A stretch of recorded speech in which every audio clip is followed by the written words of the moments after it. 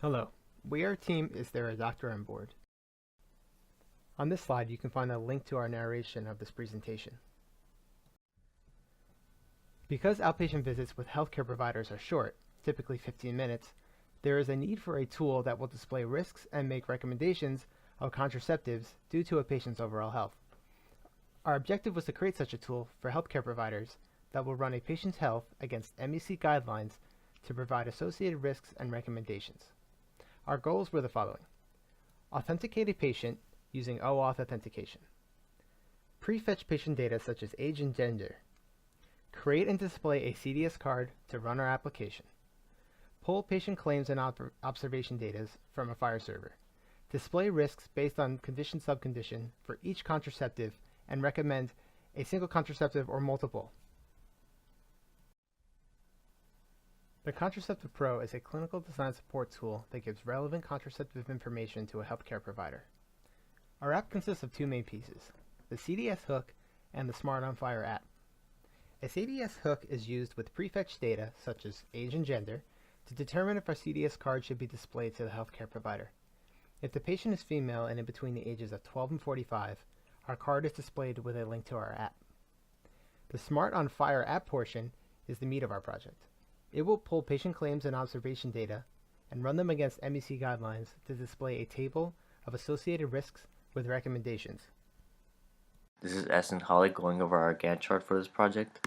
At this point, we've had 4 team meetings since our last progress report, including meeting with our external mentors and receiving feedback, as well as working to create patient data to store on the FHIR server, implementing a Docker container, matching conditions with MEC conditions, determining whether a subcondition can be obtained, rendering our chart to display the risks related to conditions and subconditions, displaying our final recommendation in the app, implementing OAuth, doing some final design and style updates in the app, doing QA testing, and the only thing left is doing review as we wrap up this project.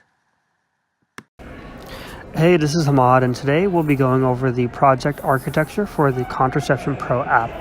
The main user interface for this app is going to be the EHR, or Electronic Health Records. The architecture is split up into 7 steps, where the first step is the patient profile is open through the EHR, and this calls the CDS hook with prefetched patient data. Step 2 is where we get this prefetched data and filter by patients aged 12 to 45 years old and female. If this criteria is met, we return a CDS card on the EHR from the JSON, and this includes the Contraception Pro app link. This is step 3. Step 4 is where the provider clicks the app link, and this begins our security authentication. We use the OAuth 2 protocol to request permissions for the patient history.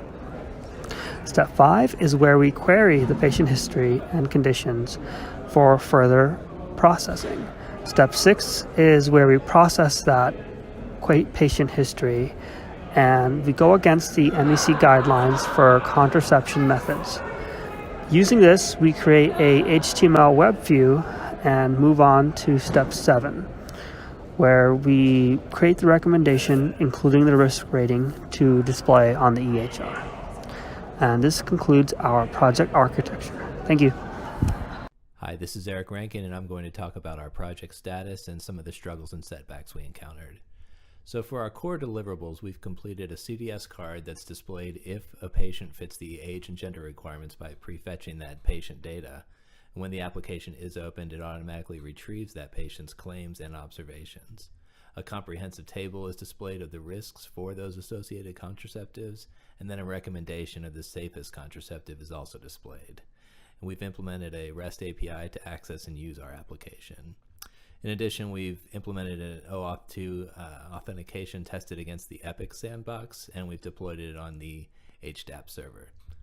Some of the optional deliverables that we've completed are that we've written unit tests to cover core functionality. We query the observation resource for patient metrics for things like blood pressure, smoking status, and we also make sure that we're getting the latest data for that. And in addition, we've added links for the initiation procedures for each type of contraceptive based on the CDC guidance.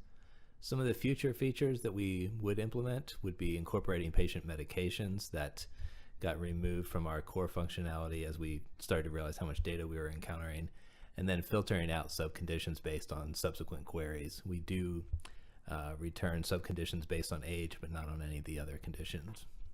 Regarding our struggles and setbacks, one of the big things we realized early on was that the data source we were using, the MEC chart, had more than 60 conditions, over 140 subconditions, and 5 drug interactions. So as we were working with our external mentors at the CDC, they agreed that that was just really too much data to match against, and they came up with a prioritized list of 8 conditions, 19 subconditions, and no drug interactions. Actually, we initially had drug interactions, and we got to a point where they dropped that from the things they were looking for, as we decided instead to focus on the conditions and subconditions. So they then provided 38 ICD-10 codes for our app to check against in the patient records. And our mentors recommended that we use the claim FHIR resources that matched better with the ICD-10 codes instead of using the condition FHIR resource. Another issue we encountered was that the Epic Sandbox was set up to use DSTU2 when we had been building against a DSTU3 FHIR server. So at some point we changed all of our app code and sample data from DSTU3 to DSTU2 so that it would work within the sandbox. Another issue that came up was that trying to filter the subconditions based on the ICD-10 codes weren't always very reliable. So we checked with the CDC mentors and decided that it would be better to return all subconditions rather than filter out some subconditions that actually did apply to the patient. This does have the effect of forcing the provider to evaluate more subconditions to filter them out on their own. Another issue that came up late in the development process was after we had integrated the OAuth2 authentication, we found that the Epic Sandbox doesn't support the claim resource. So our resolution to that is to demonstrate the OAuth2 authentication using a condition resource, which they do support, and then switch to the happy.phir.org service to demonstrate our app's functionality using the claim resource. Hello everyone, my name is Barrick Reed and I will be walking you through a demo of our final deliverable, Contraception Pro. I will be showing 2 end-to-end flows, one going through the CDS Hook Sandbox to our app without patient authentication, and the other with patient auth via Epic Sandbox. As a note, you'll see that all these flows are running via our HDAP deployed application, as can be seen by the URL at the top. Now, the starting point for our app is the CDS Services Discovery endpoint, which is what you see here. This defines the set of CDS hooks that our application provides, and we will use this as the starting point for our first end-to-end flow in the CDS Hook Sandbox now. So, this is the CDS Hook Sandbox. This allows us to test our CDS service.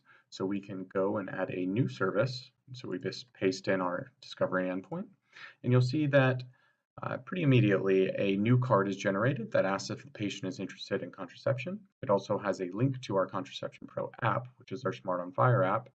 And on the right, if we click over, we can actually see the JSON that is returned to generate this card. Now, if we click on the card link, we will be taken to our Smart on FHIR app. This app is pulling patient information and medical history from a Happy FHIR server and comparing the medical history against MEC guidelines. This generates a set of personalized contraception recommendations, which are shown at the top, while the matched MEC guidelines are shown at the bottom. In addition to this, we have several relevant patient metrics at the top, such as age, BMI, smoking status, and blood pressure. This essentially is the full first end-to-end flow that we showed.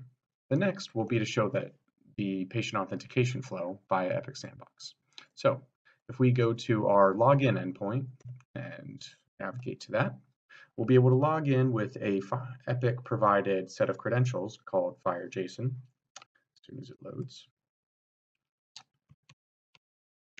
And this will allow us to log in as a user, provide permission to our application to access medical history, and then redirect us to our application. So we'll do that, allow access. Now, once it loads and redirects, we'll be at the same Smart on FHIR app that we were before. It shows basically all the same information. The main difference now is we're accessing a Epic FHIR server rather than the Happy FHIR server. You will notice that there's an error for claims not being loaded correctly, and that's because Epic Sandbox does not have that FHIR endpoint implemented. And that's basically it for our final deliverable demo. Thank you very much.